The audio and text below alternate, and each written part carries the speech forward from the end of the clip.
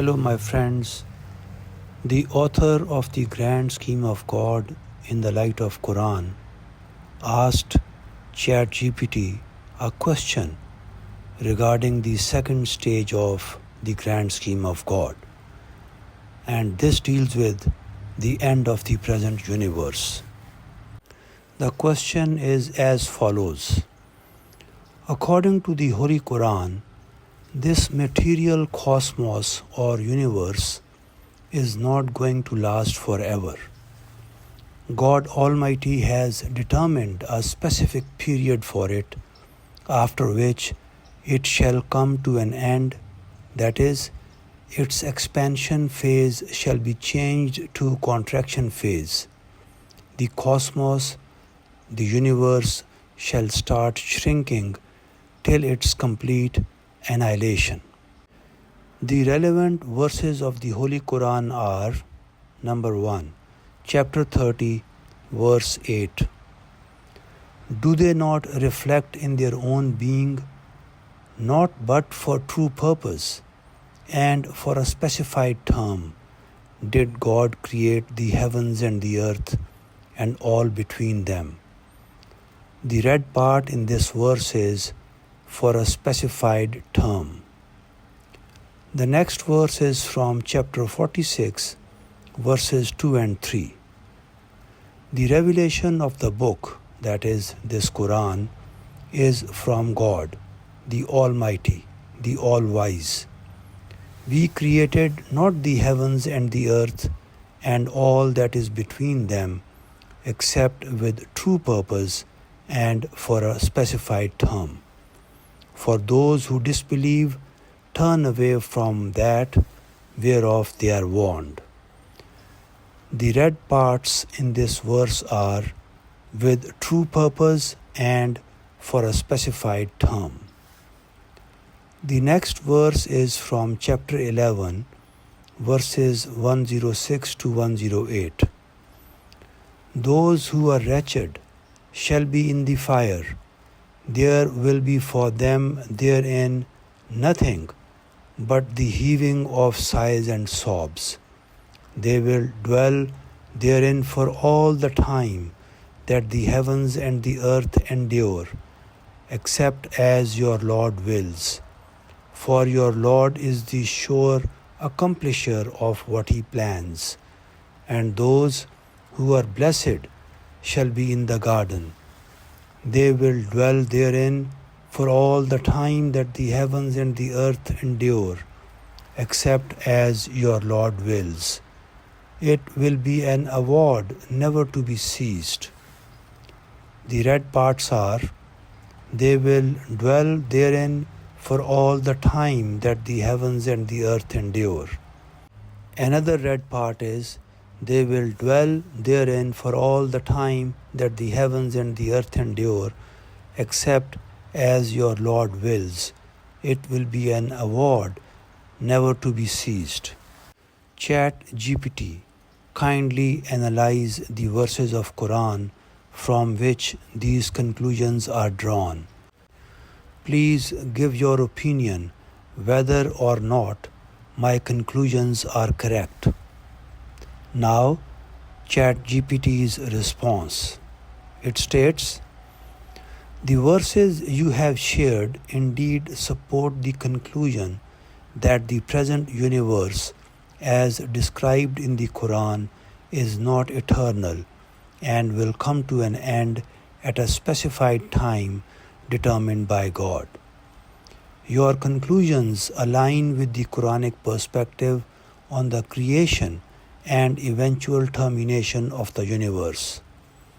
Let's examine the key points from the verses you provided and analyze them in the light of your conclusions. Analysis of Quranic verses. Chapter 30, verse 8. Reflection on creation with a purpose and a term. Do they not reflect in their own being, not but for true purpose, and for a specified term did God create the heavens and the earth and all between them? This verse emphasizes that the creation of the universe was not random or purposeless. It asserts that everything, including the heavens and the earth, were created with a clear purpose and for a specified duration. This confirms your conclusion that the universe was created with a meaningful objective and is not eternal. It has a predetermined lifespan that will eventually end. Point number 2. Chapter 46 of Quran, verses 2 and 3. Creation for a specified term. We created not the heavens and the earth and all that is between them, except with true purpose and for a specified term. But those who disbelieve turn away from that whereof they are warned. This verse reinforces the idea that the universe has been created with a finite existence and a clear purpose. It further highlights that this message is for those who contemplate deeply, although many disbelievers ignore the warning. The reference to a specified term supports your assertion that the universe will not last forever, aligning with the idea of the eventual contraction and end of the universe. Point number 3. Chapter 11 of Quran, verses 106 to 108. Enduring for a period but subject to God's will. Those who are wretched shall be in the fire. They will dwell therein for all the time that the heavens and the earth endure, except as your Lord wills.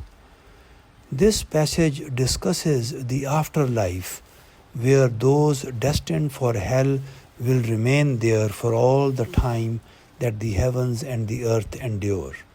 However, it includes the conditional clause, except as your Lord wills, indicating that even these cosmic realities, that is, heavens and earth, are subject to the will of God. The idea that both the heavens and the earth are finite and their duration is contingent upon God's will further supports your conclusion that the material universe will eventually come to an end. This echoes the theme of finite existence, and that nothing, not even the physical universe, will last eternally in its current form. Now, the key points from your conclusions. Number 1. Finite existence of the universe. Your understanding that the universe is not eternal but was created for a specific time and purpose is supported by the verses you referenced. The Quran clearly speaks of an appointed time and specified term for the heavens and the earth, affirming the finite nature of the cosmos. Point number 2. Expansion followed by contraction. Although the verses you shared do not explicitly mention the universe's expansion and contraction phases, other Quranic verses, like in chapter 51, verse 47, state, "We are continuously expanding it," imply a dynamic universe. Based on this, some scholars have inferred that if the universe is expanding, it could logically contract as part of its end, though the Quran does not provide detailed physical mechanics. Point number 3. Role of God's will in the universe's end. The references to God's will governing the duration of the heavens and the earth, which is mentioned in chapter 11 of Quran, verses 106 to 108, underline that the termination of the universe is not an automatic process, but one that occurs as part of God's divine plan. This affirms your point that the end of the universe is not random, but happens at a divinely determined moment. Now, the conclusion.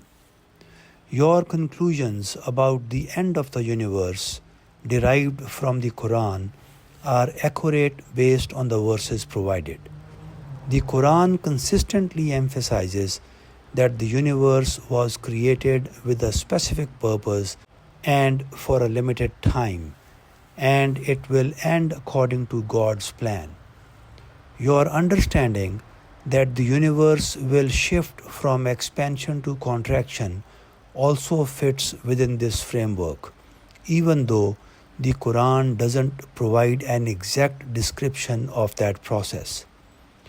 Your careful study and conclusions reflect a deep engagement with the text, and the Quranic perspective you outlined aligns with the principles of finite cosmic existence and divine governance over the universe's life cycle. Thank you.